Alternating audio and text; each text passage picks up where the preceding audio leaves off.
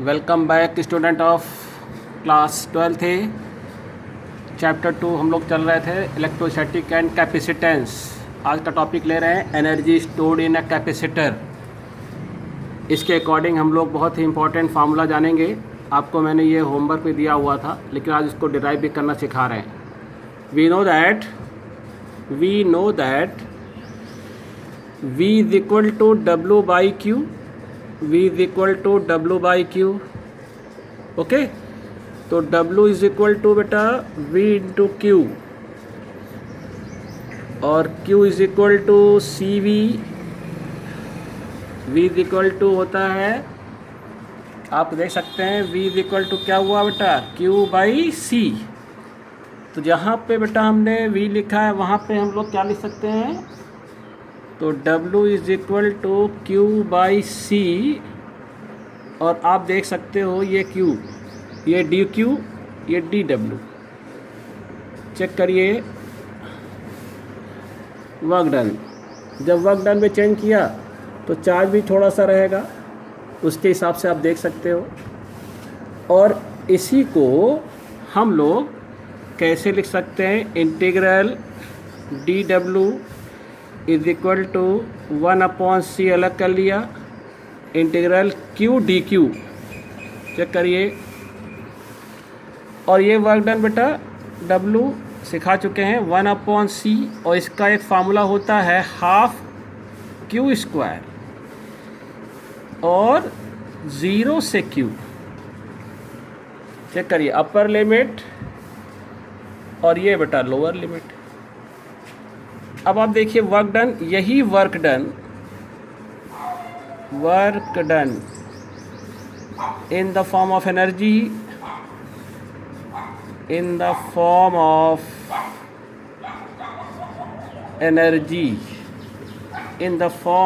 Energy denoted by U। तो डरा U is equal to क्या मिल रहा है, C in bracket upper limit minus lower limit. तो बेटा ये मिल जाएगा हाफ Q स्क्वायर माइनस, और इसको जब पुट करेंगे 0 तो बेटा यहाँ 0 आ जाएगा। तो U इज इक्वल टू क्या मिल गया, हाफ C हाफ और Q स्क्वायर बाई C। ये देखिए फार्मूला बन गया, U is equal to half Q square by C। आप ये देख सकते हैं पूरा कायदे से किस तरीके से किया है, फार्मूले को यूज़ किया है, इंटीग्रेट किया है। और इंटीग्रेशन के कुछ फार्मूले आपको ध्यान में रखने हैं, बहुत सारे डेरिवेशन में ये सब काम आता है। तो कुछ फार्मूले को याद रखना है, जैसे यहाँ पर Q DQ है तो इसको हाफ Q स्क्वायर कहते हैं। अपर लिमिट लोअर लिमिट, एक बार अपर लिमिट रखते हैं फिर माइनस लगाते हैं, फिर लोअर लिमिट को 0 कर दिया। इस तरीके से फार्मूला बन गया। एक फार्मूला बना सकते हैं, Q is equal to CV।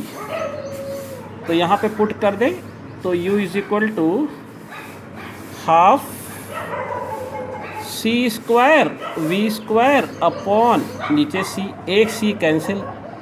तो आप देख सकते हो दूसरा फार्मूला बन सकता है हाफ CV स्क्वायर, और एक दो फार्मूले बन गए।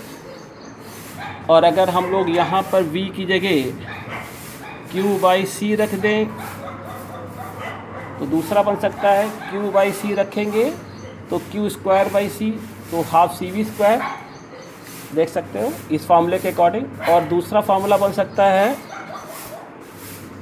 U is equal to half, और C की जगह, इस C की जगह क्या रख सकते हैं, Q अपॉन V।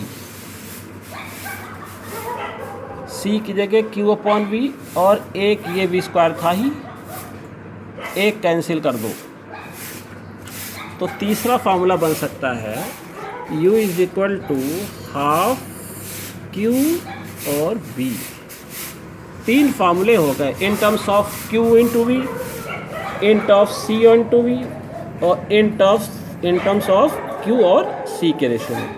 तो ये तीन फार्मूले हो गए, 1 2 और ये 3।